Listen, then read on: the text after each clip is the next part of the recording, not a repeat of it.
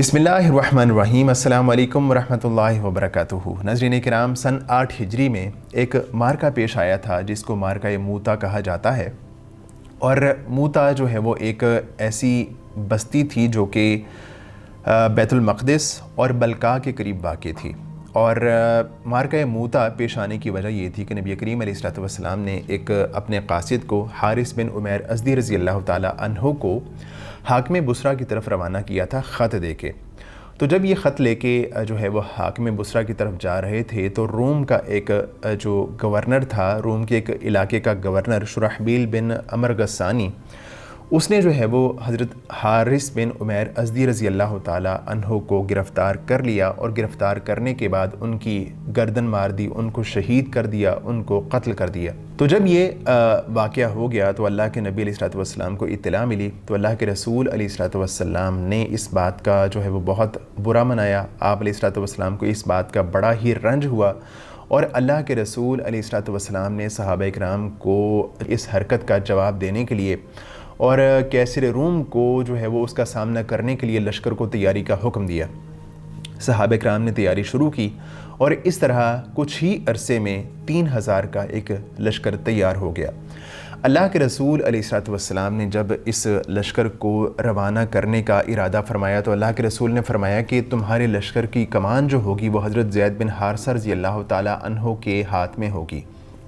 अगर वो शहीद कर दिए जाएँ तो उसके बाद लश्कर की कमान हज़रत जाफ़र रज़ी अल्लाह ताला अन्हु के हाथ में होगी, और अगर वो भी शहीद कर दिए जाएँ तो उसके बाद जंग की कमान हज़रत अब्दुल्लाह बिन रवाहा रज़ी अल्लाह ताला अन्हु के हाथ में होगी। और अल्लाह के रसूल अलैहिस्सलातु वस्सलाम ने तमाम सहाबा को रुख़सत करते हुए ये वसीयत फरमाई कि जब तुम उस इलाके में जाओ, बलका में जाओ जहाँ पे हज़रत हारिस बिन उमैर अज़दी रज़ी अल्लाह ताला अन्हु को कत्ल किया गया है, तो वहाँ जाके तुमने लोगों को दावत इस्लाम देनी है। अगर वो तुम्हारी दावत कबूल कर लें तो बहुत अच्छा, वरना तुमने उनके ख़िलाफ़ जंग करनी है। तो ये लश्कर रवाना हुआ और जब जो है वो माआन के करीब पहुँचा और माआन में इस लश्कर ने पड़ाव किया तो सहाबा किराम ने बाज़ जासूसों को ख़बरें लेने के लिए बलका की तरफ रवाना फरमाया। तो जब जासूस वापस आए तो उन्होंने बताया कि जो रोम का बादशाह है वो 1 लाख का लश्कर लेके हमारे सामने मौजूद है और 1 लाख मज़ीद अरब कबाइल के अफराद उसके झंडे तले मौजूद हैं। तो इस तरह 2 लाख के लश्कर का हमें सामना है। तो जब सहाबा इकराम ने ये ख़बर सुनी तो तमाम सहाबा इकराम पर एक परेशानी का आलम तारी हुआ और सहाबा इकराम को इस बात का अंदाज़ा नहीं था कि हम 3000 के एक छोटे से लश्कर को 2 लाख के अफराद का सामना करना पड़ेगा। तो सहाबा इकराम की जो मेन कमान थी, मेन क़यादत थी, उन्होंने इस हवाले से एक मीटिंग बुलाई, एक मजलिस का इनेकाद किया। तो इस मजलिस में इस हवाले से बातचीत हुई कि हमें अब क्या कदम उठाना चाहिए। तो ऐसे में बाज़ सहाबा की राय ये थी कि हम यूँ करते हैं कि नबी करीम अलैहिस्सलातु वस्सलाम को इस बारे में इत्तला भेजते हैं और आप अलैहिस्सलातु वस्सलाम को बताते हैं कि हमें एक बड़े लश्कर का सामना है। तो ऐसे में या तो अल्लाह के रसूल अलैहिस्सलातु वस्सलाम मज़ीद कमान भेजेंगे, मज़ीद सहाबा इकराम को हमारी तरफ रवाना फरमाएंगे, या फिर जो भी फ़ैसला अल्लाह के रसूल अलैहिस्सलातु वस्सलाम का होगा हम उसको कबूल करेंगे। तो उसके बाद इसी मजलिस में अब्दुल्लाह बिन रवाहा रज़ी अल्लाह ताला अन्हु भी मौजूद थे। उन्होंने इस मौके पे एक बड़ी ही जानदार एक बड़ी ही शानदार तकरीर की और उस तकरीर में उन्होंने कहा कि हमें इस लश्कर का सामना करना चाहिए, चाहे हम थोड़े ही अफराद हैं, लेकिन हमें जो है वो वापसी का रुख या अल्लाह के रसूल अलैहिस्सलातु वस्सलाम की तरफ नहीं देखना चाहिए।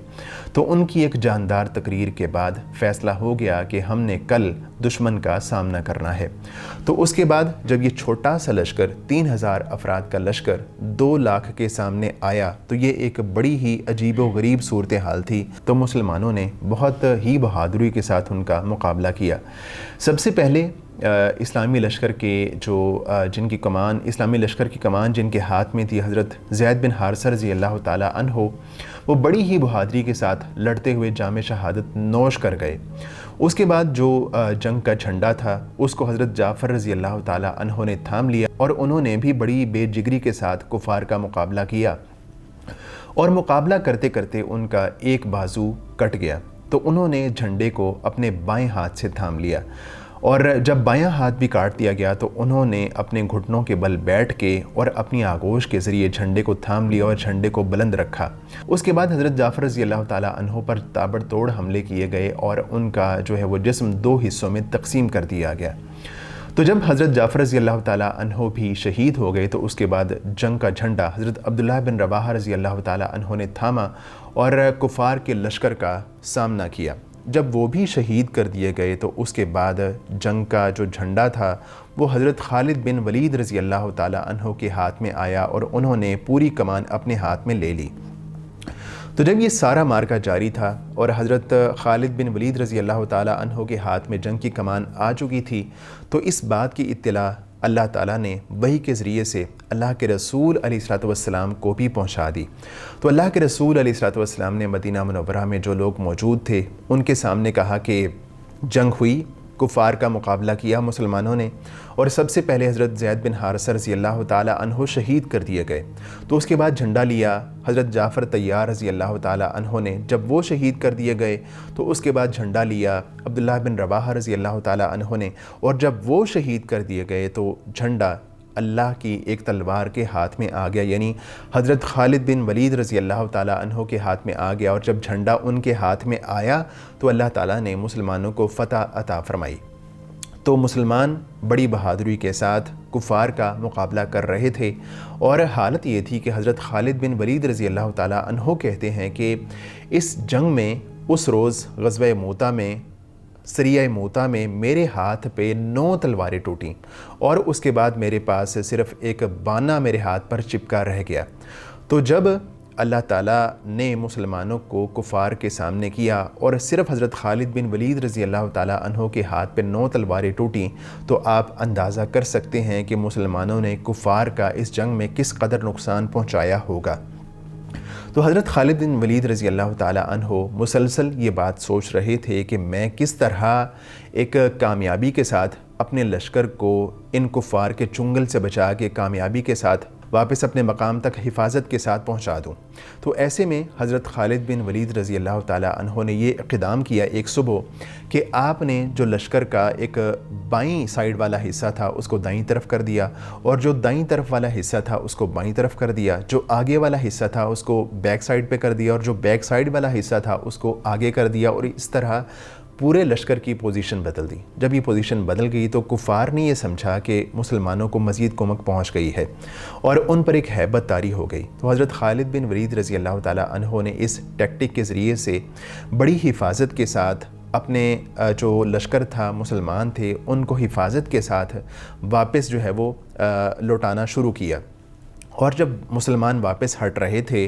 تو کفار یہ سمجھ رہے تھے کہ مسلمانوں کی یہ بھی چال ہے، اور مسلمان اس لیے واپس ہٹ رہے ہیں کہ یہ جو صحرا کی پہنائیاں ہیں اس میں لے جا کے کفار کا مقابلہ کرنا چاہتے ہیں اور وہاں لے جا کے کفار کا کلا کما کرنا چاہتے ہیں۔ تو ایسے میں جب مسلمان حفاظت کے ساتھ واپس بڑھ رہے تھے، واپسی کا رخ کر رہے تھے، تو کفار کو جرت نہیں ہوئی مسلمانوں کا پیچھا کرنے کی، اور اس طرح حضرت خالد بن ولید رضی اللہ تعالیٰ عنہ اللہ تعالیٰ کے ایک خاص فضل و کرم کے ذریعے سے مسلمانوں کے لشکر کو واپس لوٹانے میں اور واپس بھیجنے میں پوری طرح کامیاب ہو گئے، اور مسلمانوں کا پیچھا کرنے کی کفار کو جرت نہیں ہو سکی۔ تو اس طرح بحفاظت حضرت خالد بن ولید رضی اللہ تعالیٰ عنہ پورے لشکر کو واپس لوٹانے میں کامیاب ہو گئے، اور اس جنگ میں اگرچہ مسلمان وہ کامیابی حاصل نہیں کر سکے جس کے لیے انہوں نے وہاں کا رخ کیا تھا، لیکن اس جنگ کا یہ فائدہ ہوا کہ جو ہے وہ لوگوں نے دیکھا کہ ایک 3000 کا لشکر 2 لاکھ کا مقابلہ کر رہا ہے اور بغیر ہار مانے واپس لوٹ رہا ہے، تو تمام لوگوں پر ایک ہیبت طاری ہوئی۔ اور اس کے بعد اس جنگ کے بعد بہت سارے ایسے قبائل جو کہ پہلے مسلمان نہیں ہوئے تھے لیکن اس جنگ کے بعد انہوں نے اسلام قبول کرنے میں اپنی عافیت جانی اور انہوں نے اسلام قبول کر لیا۔ اور اس جنگ کے بعد ہوا یہ کہ ایک جو رومی سلطنت کی طرف مسلمانوں کا رخ تھا اور رومی سلطنت کی طرف جو مسلمانوں کی فتوحات تھیں اس کا آغاز ہو گیا، اور اس طرح جو ایک یہ جو سریہ تھا سریہ موتا اس کا مسلمانوں کو بہت زیادہ فائدہ پہنچا۔ سریہ موتا کے بعد جو واقعات پیش آئے ان پہ ہم بات کرتے ہیں انشاءاللہ آئندہ ایپیسوڈ میں۔ اجازت دیجیے، اللہ حافظ و ناصر۔